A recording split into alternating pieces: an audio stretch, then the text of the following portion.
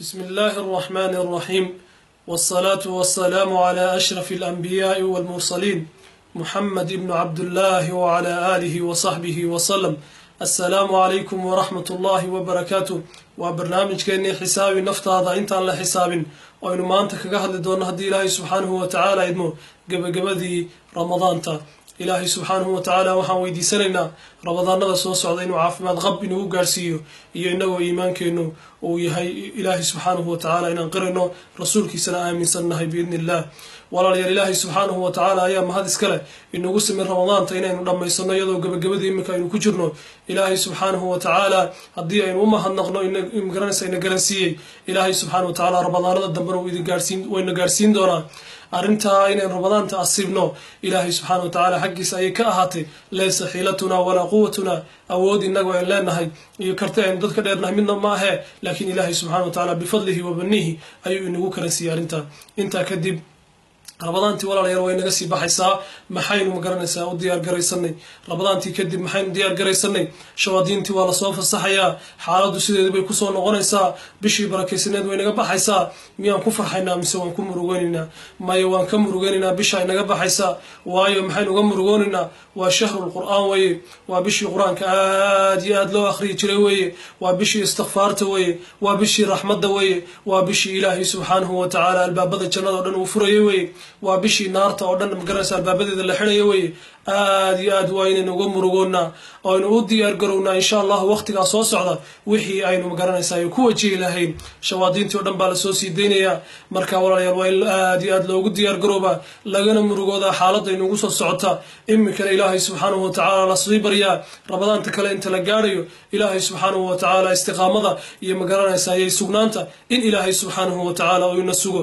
ilaahay ayaan weydiisanayaa annaga iyo idinkaba inuu magaranaysaa ilaahay subxana wa tacaala diinta iyo iimaanka wanaagsan inagu suga insha allah. walaalayaal bishii ramadaan way dhadhowdahay inay baxdo. waxaa loo baahan yahay qur-aankii maanta aynu la qabsanay magaranaysaa dembi dhaafkii istikfaartii ilaahay weydiisanayna aynu la qabsanay, cibaadadii faraha badnayd aynu la qabsanay. bisha ramadaan markay naga dhammaatana inaynu saa usii wadna ayaa la doonayaa.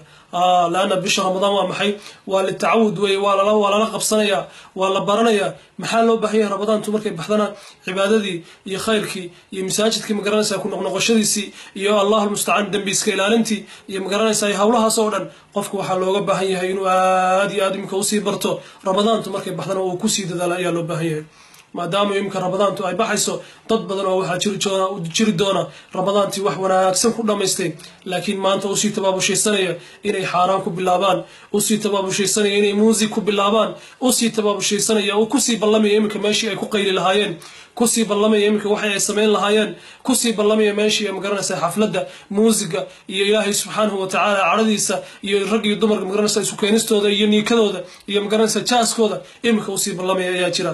ikhwaani fillah, ikhwaani fillah, akhawaati fillah, ma intaynu bishii ramadaan soo soonnay oon ilaahay subxaanahu wa tacaala soo xusnay oo aynu qur-aan fara badan soo akhrinay, aynu salaatuleyl iyo tahajud u toosnay iyo magaranaysaa taraawiix ayaynu maanta ku ballami karnaa arrintaas? maya weeye walaal, shaydaanku yuunin hagligin, shaydaanku yuunin dhagrin. aynu ka taxadarna arrintaa aynu ka fiirsanno walaalayaalo. ciidda waxaa loogu talagalay in magaranaysa ummadda muslimiinta ay kulanto, ay magaranaysa iswaraysato oo la wada farxaa loogu talagalay. laakiin ciidda looguma talagelin in ilaahay subxaanahu wa tacaala laga cadhaysiiyo. ciidda looguma talagelin in magaranaysaa ilaahay subxaanahu wa tacaala nidaam una raalli ka ahayn rag iyo dumar lasugu keeno. arrintaa ha laga digtoonaado. qofkii wadana ha lagala hadlo, qofkii magaranaysaa u socdana ha lagala hadlo, kii isagu magaranaysaa niyadda ku hayana arrintaa ha ka tanaasulo insha allahu. ramadaantii way bixi rabtaa. maxayna ina magaranaysaa ramadaan inaga tagtay? waxaa lagu garanayaa ramadaantaadii in la aqbalay magaranaysaa sanadka waqtiga soo socda sida aad u dhaqmi doonto. haddii aad u dhaqanto sidaadii hore iyo si kasii liidataa macnaheedu waxay ka dhigan tahay ramadaantaadii lama aqbalin.